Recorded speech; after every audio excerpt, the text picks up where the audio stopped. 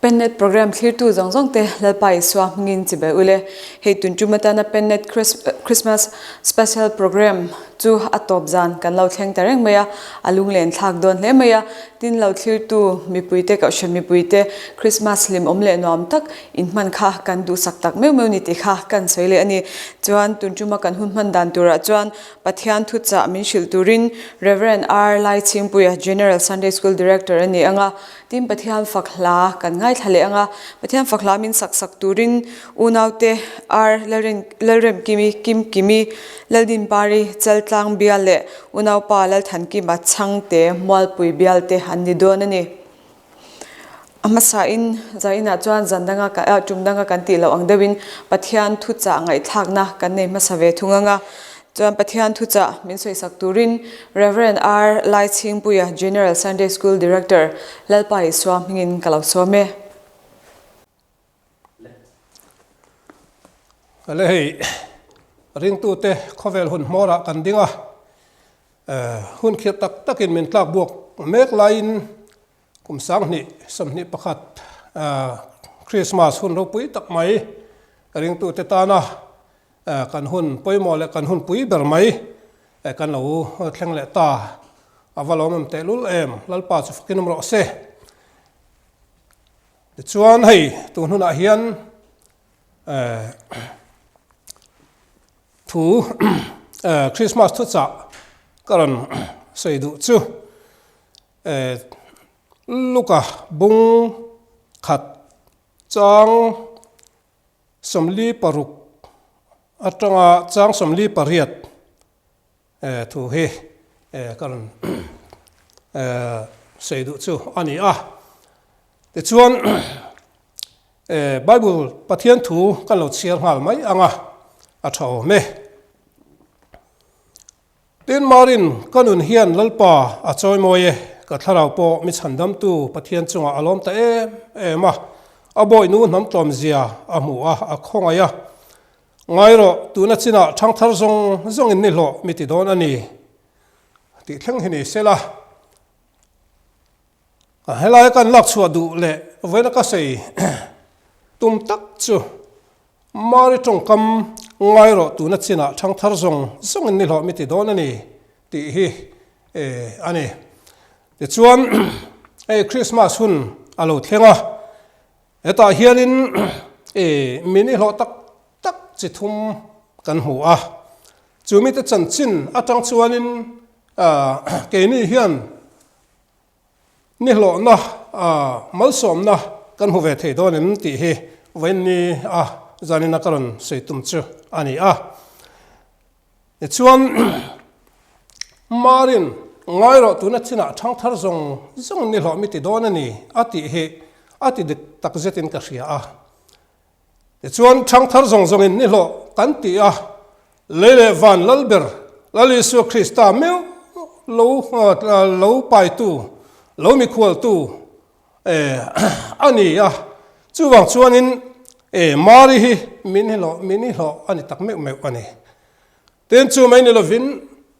halai hian ali su Krista lo pian lai vela hian midang mini lo tak dang pani kan mu chu beram pu tele mi fingte anni chung mi te po chu mi ro pui tak mai mini lo tak mai anni chung chanchin athang chuanin zanina hian zirlai zir chu kan tum don ani ole kan thu pui kan lu ma in Bethlehem alo piang lali so Krista ran chu peng thlenga mu lali so Krista hi tunge ani che ti hi han sei masa lok ta ila a thao me Bethlehem no sen lo piang no sen dang lam tak mai lo piang hi tunge ani che ti hi kan thiat fu lo chuanin Christmas kan mangfu thei don lova tin mini lo kan ni thei don lo ani chuwang chuanin Christmas kan man hian he kan man na chan tak mai la Jesu Krista ran chapeng thenga ron pianga hi tu nge ani ti hi riat chen masak lo chuanin Christmas aman lotlin theilova he Christmas mal som na po hi afam kimin kan dong thei don lo ani chuwang chuanin lalisu Krista hi tu nge ani Bethlehem ran chapeng thenga lo muwa hi tu nge ani ti hi masain han seita ila atho me Isaiah bung le khabu bung sari kan cher chuanin ngai ro nula thiang hima raanga fapa thinga minga Emmanuel an sang ti kan mu a chuanin zone Isaiah hian lo Yesu Krista lo piang tur lo thar lo piang tur chanchin hi asaina sakhop mai zone dang te a hin asainem khop maya chuanin nula thiang him rai nga fapa thinga minga Emmanuel an sang chu lali Yesu Krista lo pian makum zaruk zasari dai to khan Isai hianin alo puang lok to a pathian thiat tin na in chu Emmanuel lo piang tu ra chu khoya nge alo pian tak kan ti chuanin thutlung lui huna khanin a pian na om reng om lova te chuan thutlung lui pathian Israel faten Jehovah tia anko thina kha an mani namro pui takadin tu le thalera te mosia wa po halo ankal lai po lo hruai thin tu Jehovah tia anko thina kha aming hriatan chak ma anzot thina mosia ngai po khan azo tama se akhil du lova o makani te ati sak mai mai ani chuan Samson pa manu ngai po khanin ming min sil ro atia engati ka ming min zo ka ming zo sei mi ani hleinem ti in a chang ni kha thutlung lui hunami te khan an pathian ming kha hriat an chak ma se thutlung lui huna khan thuklat ani an thailo ani te chuan zone Isai bua vek kan muwa kami te chuan ka ming an la hria ang ti in alo seya an la hria ang atia an hriat hun hriat aphal hun kha aum don ani ti kha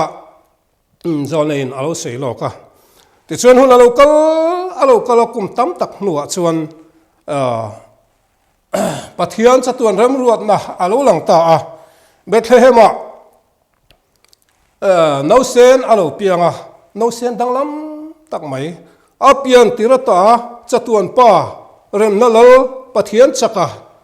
nisa alo piang no sen chu alo piang ta te chuan he ta zone Isaiah nula thiang ni maraya nga fapa thinga minga Emmanuel an sang tia alo seilo ka kha chanchin thama thai ziak hian ron chuakin te chuan chu Emmanuel chu alo piang ta minga Emmanuel sai Emmanuel chu kan hne pathian om ti na ani a te chuan anuele kan siar chuanin minga Isua an sata ti ani te chuan Israel te pathian Jehovah anti thin an mani lo hruai thin tu le van po siam tu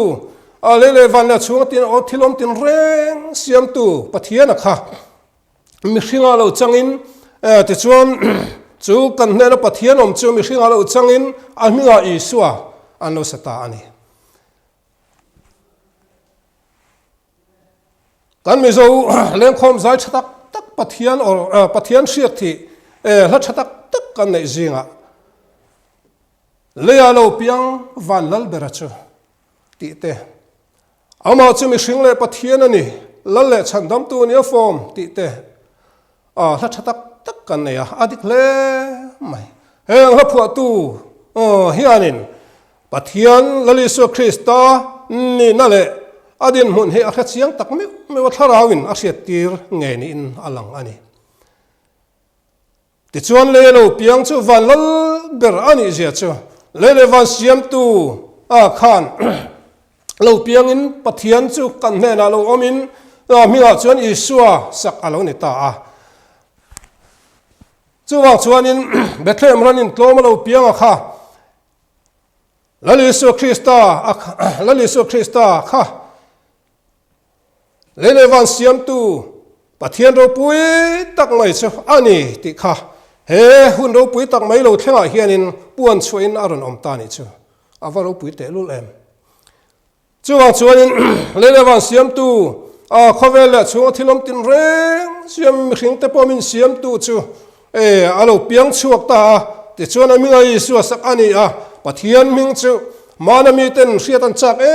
em an hriat theilo kha lai khan keni tun hunami te thuthung thar hunami te chuan a ming kan lo thei ta kan va van nei bik te lul em mi van nei kan ni ti he kan hriat apoi ma in ka hria ti chuan pathian ro pui tak ming kan hria chu chuan Isu Krista ani ti kan lo theta chuwa chuanin he Christmas kan man hatiang pathian thu kanan chira mathai te luka te kanan chira heng hian zo nei ten lo hril lok pathian Isu Krista chan chin an lo hril lok kha atakin alo thleng dikta thuthung lui pathian kha thuthung thara ron piang chuak Bethlehem ran in tlom ron piang la Isu Krista hiani ti kha hriat thein alo om ta avan ni thlak le ani tin chu lo le chuanin Isai bung somli pathum chang som pakhata khan thuthung lui pathian lele van siam tu lele van le chung thilom tin reng ta siam tu pathian khan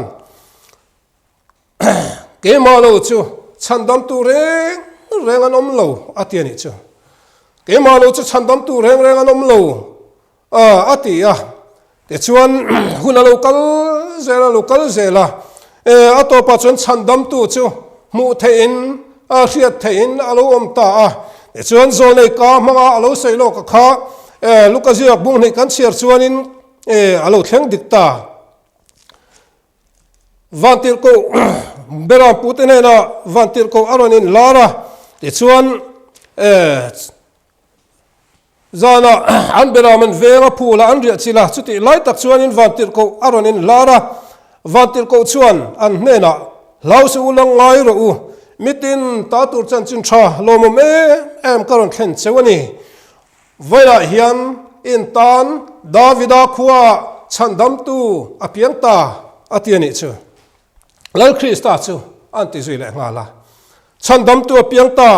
lal Krista chu manami ten muan chak ma se an mu thei lo len hriat thei reng lo lal pa pathian in a minga thup tlat thina kha soi mi ani leinem atia kha ati thina kha te chuanin huna lo kal zelta ka chuan ming puan chu alo ni ta ke ma lo chu chandam tu reng anom lo ke ma hi chandam tu chu kani adang reng anom lo ti tu pathian kha thuthung vantir ko te chuan beram putin hena chuan puang chuak ta voina hian in tan davida khuwa chandam tu piang ta lal Krista chu anti lal Isu Krista chu chandam tu thuthung lui hun lai po chandam tu kha thuthung thar huna po chandam na ron thok tu ron piang chuak chu alo ni ti kha kan lo thele thei ta avaru pui te lulem Christmas sianin thilin thupro pui tak pathian in puan chuana lelewan siam tu pathian ro pui tak in puan chuana ami hring te ne na aron in puan chuana aming aron puan chuana hun ro pui tak kha ania wangin he Christmas hun he ring tu te tan chuanin alu mana thutlung thar ring tu te tan chuan ro pui tak me wa alu ani ole chula chuanin lele van siam tu pathian ro pui tak mai engkim ti thei tu chu alo piang khovela aron kalta aron pian atuma mi hring te ara ti sapu aron kal atuma alo kalta chumi lo mi khwal tu chumi lo dong song tu mi chi thum ta chan chen hi wena hen ka thin lung lo em thin tu chu ani ne chira marin ka chan chen kalan che chira khan ngai ro tu na china thang thar zong zong ni hlo mi ti don ani atia ani hlo thlo ani mini hlo tak me chu ani ti hi a chiang ani eng wang nge kan ti chuanin levana ropuiber levan lalber pathian chaka chatuan pa rem nalal akhan pian nan aron thangtlat mai ani eng wang nge mo hati ma avan ne ani lo big le hei hi si lam kan chir chuanin hami thu hi zone ten lo sei lok to wang khan nula thapui pui le ke kani in ti ten chu lo thalo piang pai tum chun anin bua seya an zihu tut mai ni ti te bethlem ti lama te chuanin kan ria ani nima sela levan lalber pathian chuanin mari aron thangtlat maya ani lo le mai eng wang ani kan ti chuanin pathian du zonga thin lung thiang lim tak mai putu ani mari hi pathian hi ami te ne ra chen atum thin lai Israel faten ai kupta tanga kanan pan lai po khanin ami te ne na chen atuma ma se chen thelo na anei thina chuwang chuan mosia ne na Israel fata chuan mun thiang lim misiam sakro se an zinga ka chen ve thenan atia mun thiang lim an siam ma kha chuan in an zinga khana cheng hlei thei tlat lo ani chu ma se an zinga chena an mani ka hruaya ompuya malsoma tran pui kha adua chuwang chuan in mun thiang lim misiam sakro se an zinga ka chen ve thenan atia chuan mun thiang lim an siama chula chuan in pathian chulo chenga ami te hruaya ami te mal asom ta ani chuwa chuan le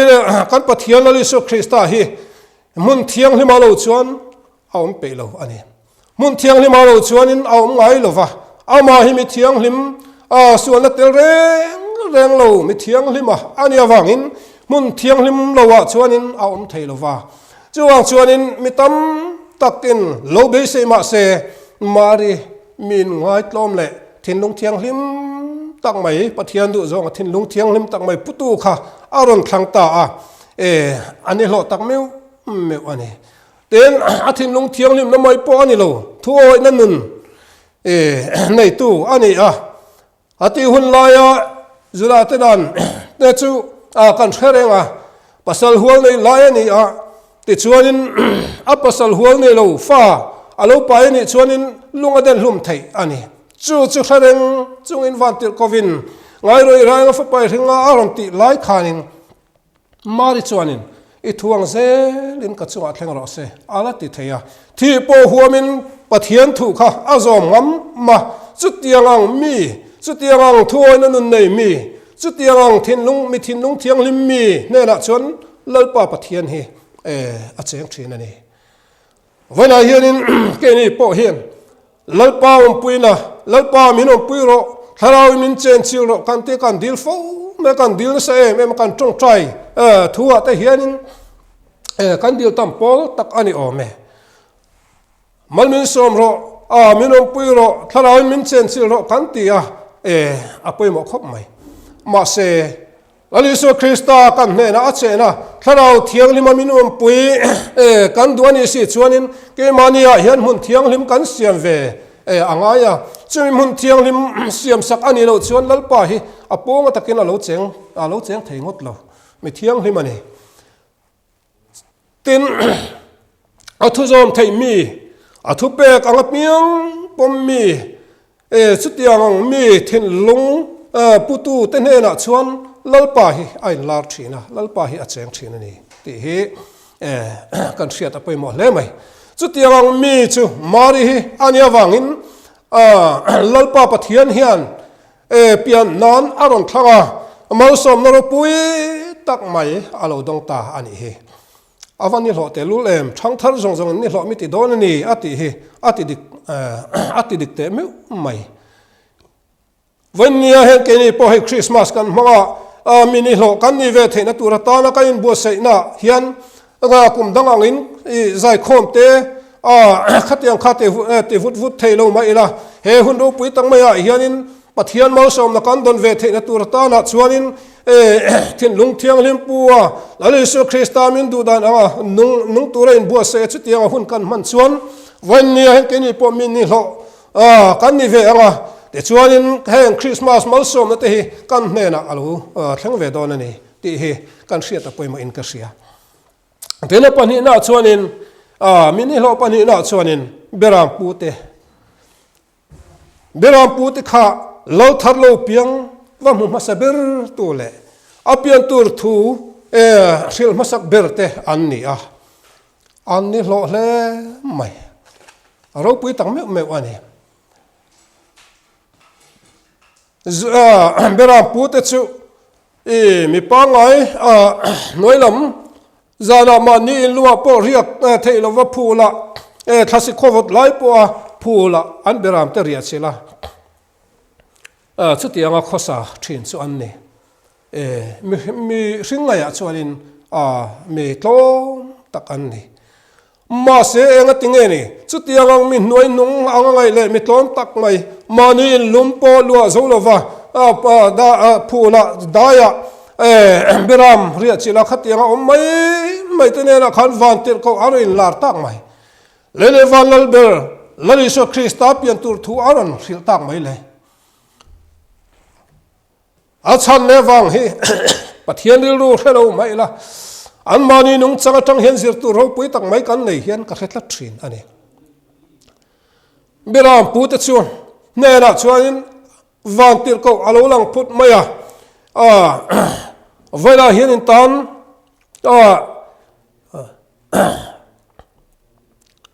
lal paru pui na nan vel choron sun e te chuan an lauta ma van tir ko chuan an hne na lau su long ngai ro mitin ta tur chan chin thalo mom karon thlen chuani vela hian tan Davida khuwa chandam tu piang ta lal Krista chu ti thu aron soya te chuan chumi zoa chuanin thole khata van tir ko hne na chuan vana mi ho mi pui an lo om ta chia ma pathian an faka beram pu te chan vo hi avaro pui te lulem te ro kha bethlem dai phul lenga khan van mi pui ho an lo pung kho ma van tir ko tenen beram pu te chin nen khatiang khan in to khom na ro pui tak mai oma te chuan le van lalber lalisu Krista aron pian tur thu kha aron puang ta chan dam tu apiang ta lal Krista chu ti thu kha aron sil ta ni chu an van nei te lulem thianin in puan chua na la aron man masak ber te hi mitlom te min nuai nung tak angal lang te an ni ma selal pa nga ya chuanin in puan na tlak chu chan chin tha dong masa ber tu ra mirin omle mitling le mitlak te an ni chumi ni wang chuanin beram putin he na chun puan chuain aron om ta an ni po chu thuai na nei mi an ni chu thuan an hriat ve le chuanin ring hlel lovin ho lalpan kan nena thumin silo thleng hi enang uan tia an kal thuaya te chuan Bethlehem ran in an vatlenga lal tharlo piang no sen puan atum chu an va muta ni chu pathian mal som na dong tur le lalisu Krista mutur hian ring hel lova thuai nanun nei tu te ni hi apoi mo hle ang poi mo hle ani pathian ina min ko na ram thim ram ro kal tu ra min ko va ani tak donem mi kative thei tak donem mi ti te nu na hian pathian mal som ne athlang tlon tling mo viau mai chu tiang chu ni lova lalpan am thin lunga thua so ya chu atin na lam pia anu mo kal mai thin te ne na hian lalpa hi ai puang thin na chu tiang mi te chon pathian mal som na an dong thin beram pu te po chu tiang thuan an hriat ve le chuan an kal ngal vatan kal thuai an kal po ti melo an kal thuai ya atiani chu wa chuanin kha thilo pui tak lo thleng mu chak khan an man mo ani ten chu tiang mi chu an ne wang khan lalpa pathian hian am hne na thilo pui tak mai aron sil ta ani ten no sen an mo wangin an hlim ma ti kan mu a no sen pu na tuam chu an va mu a te chuan chumi wang chuan in hlim min pathian fak chung zelin an hole ta an ki le ta a ti ani tun huna hian lalisu Krista mu tharau thiang lima achun kha ni si ma se lim thei reng lo te hi engza tak omong emo lalisu Krista ne in to ka lalisu Krista po mu to ma se thil dang in tlak bu ka pathian biak bu po thang thei reng lo ten chung trai thei reng thei mang lo te hi engza tak omong emo lalisu Krista bera puten an mu chuan ni chuan hlim ma chuan mo wang chuan in an hlim na chu an thup seng lova chuan pathian an faka lan sa pathian fak chung zelin an hole ta ani ti kan mu ani lalisu Krista mu tu te chu tiang chuan an om thin lalisu Krista tharau thialim nei tu te chuan chu tiang chu an ti tur ani pathian mi te tharau ila chun kha to te lalisu Krista nei to tu te kan ni chuan in tu nang hun te hi kan hlim hun tur ani don lomi hei Christmas kan man zat te hi ai dang lo via wanga then khat chu kumsom riat kumsom ku te polo mang to ten omanga in kumli kunga kumsom chau mang te po kumsom ni kumsom thum mang te kan ni anga kai dang lo via winarin om ani hatiang hun kan man reng Christian te kan hun ro pui berle le van lal berin puan chuan hun kan man ang huna hian kan thin lung hi a chem kan thin lunga hen hlim na thar lom na thar a omem ring tu ni si kum tam tak ring tu lo ni ve to si ma si hetiang hun pui alo thlen po a thin lunga thil thar che thar om lova kan man liam le mai thin chuanin kan tharau lam din huna khan kan lo ngai tuam hle to ani the ni chuang chuanin kumeng zan ngai kan lu man to lam kha chu thusana da ta ila hetiang hun pui lo thlen hian kum dangang in han zai le pathian faka anti mup thei ni lo ma se ring tu dik tak chuanin alisu Krista mu an nei to tu chuanin tu nang huna hian a thin lo lom na thar hlim na thar anei tur ani a chumi anei lova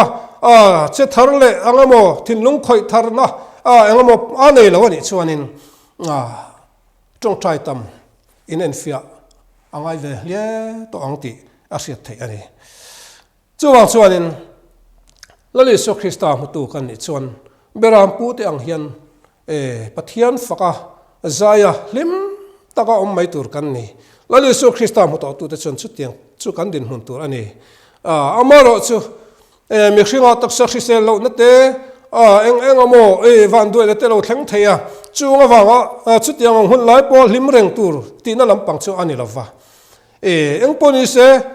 harsana polo thleng se mangana te polo thleng se sa chon pathian in hata buai chemei lo zam chemei lo wa alisu Krista in hatla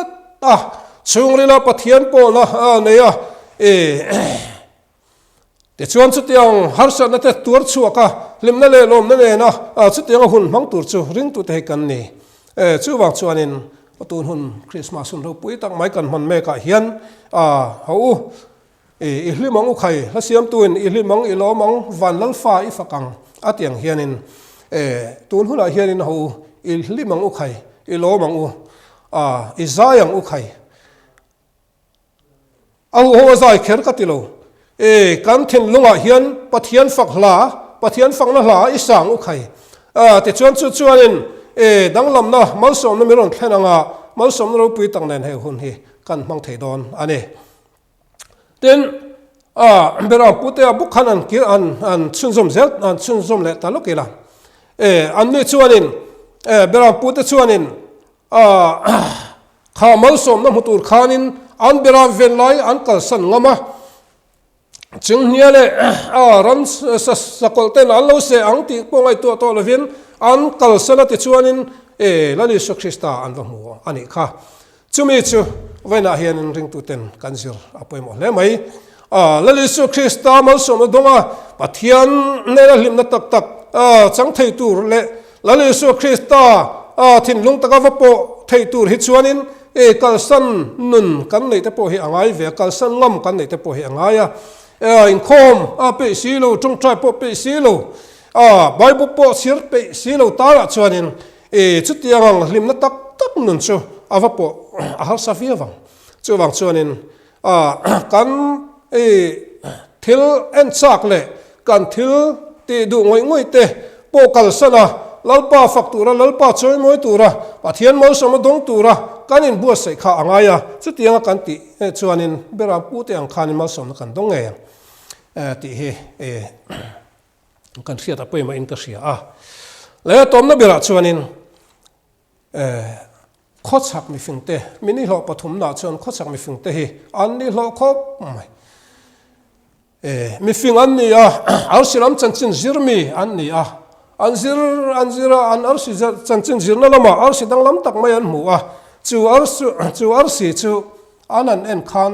lal thar lo piang tur om ti kha an amani khan riat tirin an oma te chuanin judai ram he anom na tang hian takani ti kan ria khochak lama om an ni te chuanin arsi chu achea arsi chu akala te chuan khochak mi fing te po chuanin chu arsi chu an zui ve ta rengot maya kha arsi an mu khanin an thinlunga hen hlim na mak tak lom na mak tak mai kha an mu an hlim ema arsi kal na lama khan an achen na lama khan an kala an zui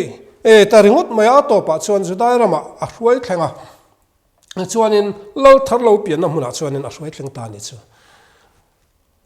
an van nei hle mai eng wang nge chu tiang mal som na chu an va ton thai bik kan ti chuanin arsi an muwa te chuan arsi in hruai atum na lama khanin an zui theya thuai takin an zuia te chuan an zuia tum khat phei chu an arsi an zui lai kha an lo en chiang lova lal her da ina an lo lu pala ta chuanin var satna athen pha chia mano sen rot te po athen pha ani kha nima sela rodai na tangna chu le chu chungla mana nen le arsi chu anan mule tan lim mati kha ain zia ka arsi anan era arsi an hu khan an piang khanin an lima an loma an thin luwa hlim na le lom na sei sen lo khan an tla buak thin ni te chuan arsi chuanin a hruaya te chuanin lal thar lo piang le van lal ber lali so Kristan nen chu a hruai thlang ta an ni po chuanin chi bai buk nan rang ka chak te bero te mura te an hlana chu tiang chun lom min lim min an let le ta ani ti kan ria ani ole vena hianin arsi chu hasiam tuin tuna lal Krista le tharau thianglim kan pui thiam lal ber le kan arsi chu atia he arsi lal Yesu Krista lal arsi ania chu lal Yesu Krista ani lal Yesu Krista a tharau thianglim min chen sila lal Yesu Krista kan mu kan to lima kan lim na te kan lom na te kha han chut le tai la vela hianin kan la lom rengam kan la lim rengam tin amarong hi kan la bol rengam nge ni kan lo phat san deu to kan lo wi re san zeu zewa lal pa nu hi kan lo ji thamu mal lo ti te hi kanin en fia tun huna hena poi mo le in ka ria khochak mi fing te pon an en lo chang kha an ne an en lo chang kha chun kha boine le har san na a thlen pha poi ani kha chuwang chuanin vaila hian ke ni lal Yesu Krista arsi muto tu te kan ni si chuan ke ni poin ami hruai tum na lama hianin ke kan pen apoi mo hle mai thuril tu te rong bol mi te pathianin achan chin tha thil tu ra ako mi te po thuoi ta kan kal thuoi anga ya pathianin ako ran en kol tu ra arwat te poin thanem ngai le rin om takatai mataka ko ran kan en kola chutiang zel chuanin ke mania pathianin ko na sang min ko va min ko na zon ai nang lo thawa min ko na zon thela hianin thuai le tai mataka kan kalchuan chula chon mal som na kan dong don ani chula chon mal som na oma chu mal som na chu lalpan min chan tir don ani chuwa chuanin mari nun atang te beram pu te nun atang te le he khochang mi fing te nun atang hian tun Christmas huna hian inzir thar le ila an thu an thiang hlim na te an thuoi na nun te chutiang chuanin zir thar le in keini po hianin lal huna hian he hun ro pui tak lo thlenga hian pathian mal som na kan chan theina tur ta na min suai tu arsi laliso Krista du dan engeni ti ngai tu chung zela ama cha chu thinlung le ti tak zeta zuya chu tianga hun mang chuanin tun huna he nominal lalpa ma somna kan dong thei don ani ti he kan han se the ni sela kan thuan ti rik te kan an sei te lalpan ma som ro se amen Pathian thu cha chatak mai min soi saktu Reverend R Lai Singpui General Sunday School Director hena lom thu kan soya akal le zen tura lalpan tam takin mal som se ti kan du bokani chuan tuna chuan pathian fakhla ngai thlakna kan nei ve thung donanga pathian fakhla min sak turin unaw nu ar larem kim kimi lali swa mingin kalau some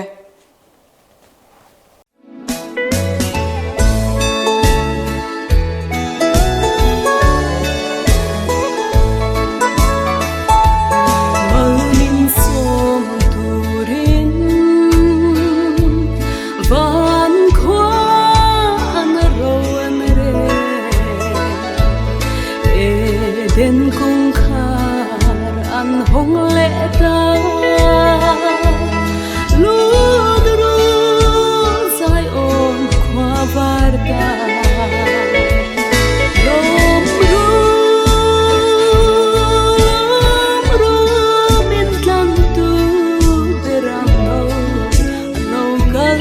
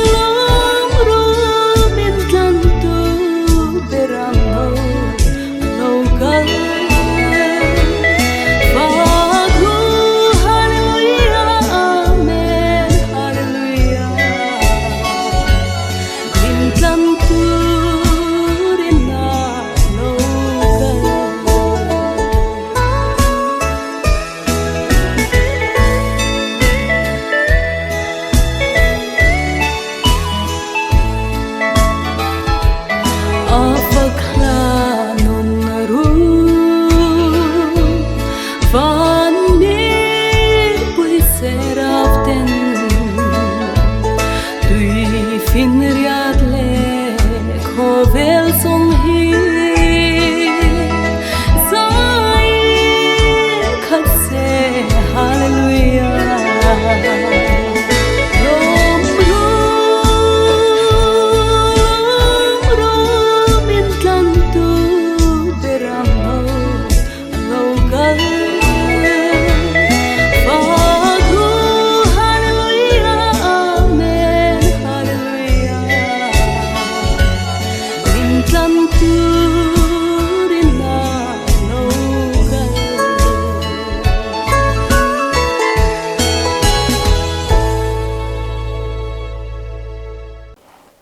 unau nu ar lerim kimi kan lome tuna chuan zai kan ngai thak chun jom le anga unau nu ladin pari chal tlang bial kan som hasanga ani azai zo vele hian din somnon ngai lawin unau palal than kima changte mual pui bial zai turing loading vele ngal se acha ange tuna unau nu ladin pari lalpai so mingin kalo some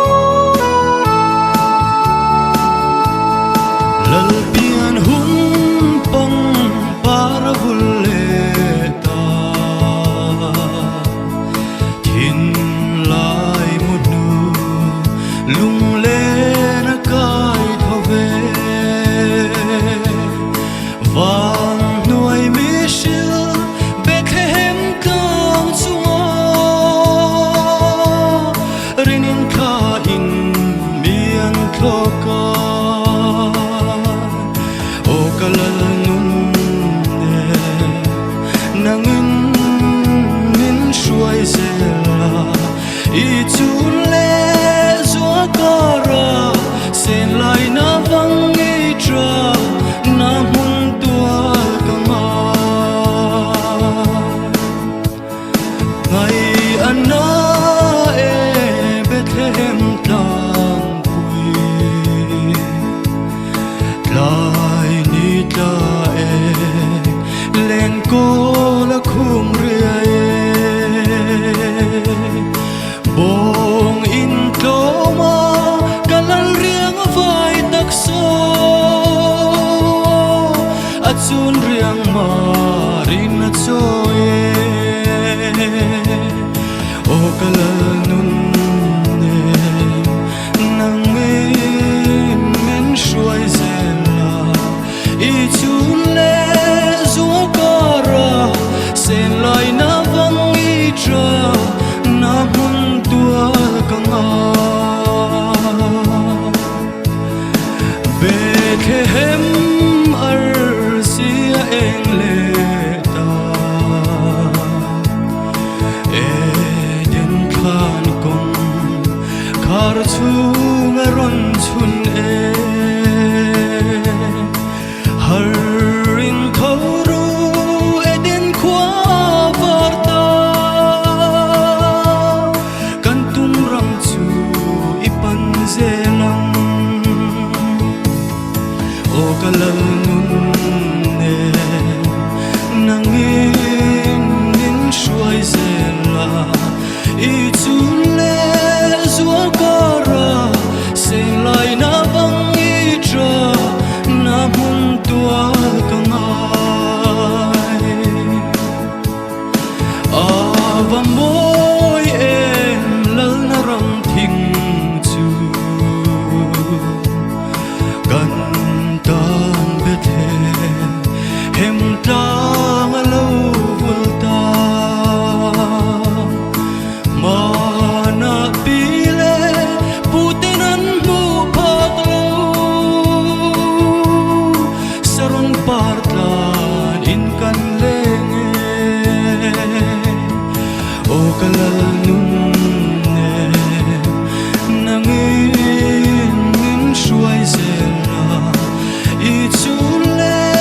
zua kara sen lai na vangi tra na mun tua kangai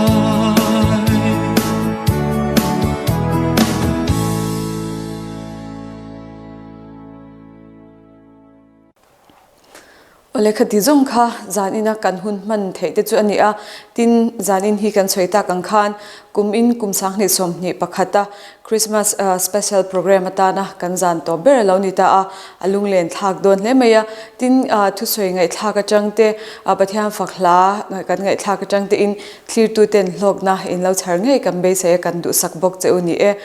pennet clear to zong zong te lalpan mal som vek che ro se